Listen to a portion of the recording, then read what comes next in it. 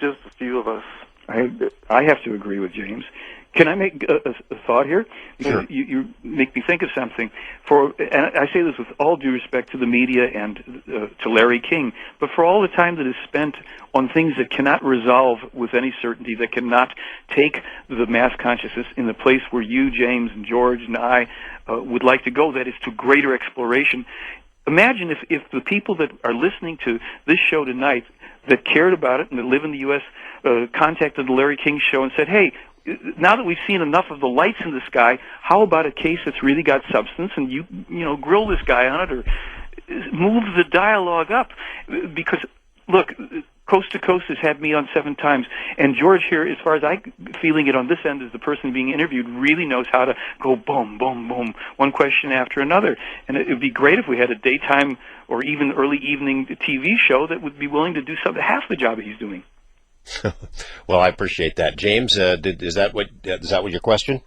Another question is, why can't we just get more information during the day, more posts, more more sightings on regular newspaper, and I'm sorry to interrupt you, but that's a whole other topic for a show sometime. I'll tell you, because there's a lot of dynamics going into how the media covers and doesn't cover UFOs and paranormal topics, and we need a lot more time than, say, the 10 minutes that we have left. So thanks for calling in, James. We're going to go to the wild card line now. Corey in the great state of Texas. Corey, good morning. Hi, good morning. How you doing? Okay. My question is has Mr. Myers ever discussed about how those alien fellers' political structure works? Do they have government or monarchy or anything like that? My best understanding from the material that I've read myself and that is available is this. They struggled through what the kind of dog and pony charades that we have that is called the political process until they realized that all it ever brought them was war, and that trying to solve the problems by the same means that they are created didn't work. And they are, of course, high-tech warriors and space travelers. So what they did is they came to terms with the fact that they would elevate to the positions of leadership in their world, or worlds as the case may be, those persons who were simply the wisest, the people with the greatest spiritual, philosophical evolution, who were duty-bound to assist others, not to capitalize, not who were power-hungry and lived for polls and all the rest of this nonsense, and who couldn't tell the straight truth unless they had 20 people telling them what other people wanted to hear. So they got rid of political parties and the process, and all of their leaders, and they have leaders, are required to live in the same way and do the same amount of work that all other citizens, so they don't have a hierarchy in terms of, whether it's capitalist or communist, where there's people getting the cream off the top and living off the fat of the land. They live a principle-oriented, not an advantage-oriented political system. Thanks, Corey. Appreciate that question. That was a good one. We're going to go to the other wild card line now. Jan in Brooklyn, you're up mighty early or mighty late. Jan, what's on your mind? Hi. 2 quick things. You talked about that the commandos are waiting to unleash something really horrible on us. Let me... and just one other thing. Is it going to be soon? And also you talked about chips being put into us. Now, I know chips make us very weak. Do you have any idea how the people in the United States will react to this?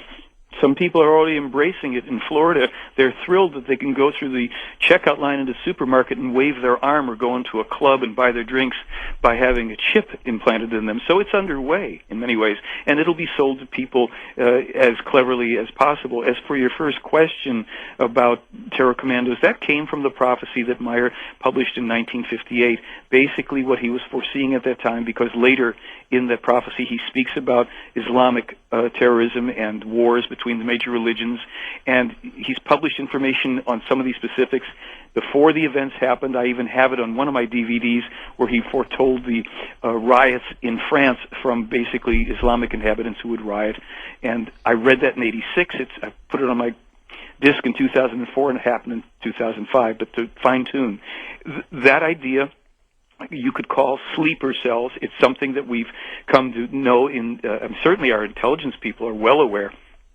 that's a grave danger. And with the fact that we've had these porous borders, and with people who come into the country and change their names to Hispanic-sounding names when they actually come from the Middle East for nefarious reasons, it's presumed. I'm free associating at this time of night, but look, there are problems here, and we are not protected against them by the politicians who basically allow these things for their own short-term gains. All right. Thanks, Jan. That answers your question, I think. We're going to go to our international line. Mike is up late or early in Victoria, British Columbia. Got a lot of Canadians listening tonight. How's it going? Hey, thanks, George. Thanks for having me on, and thank you, Michael. You're welcome. And yeah, we love to listen to you up there. That's why there's a lot of listeners. I come from.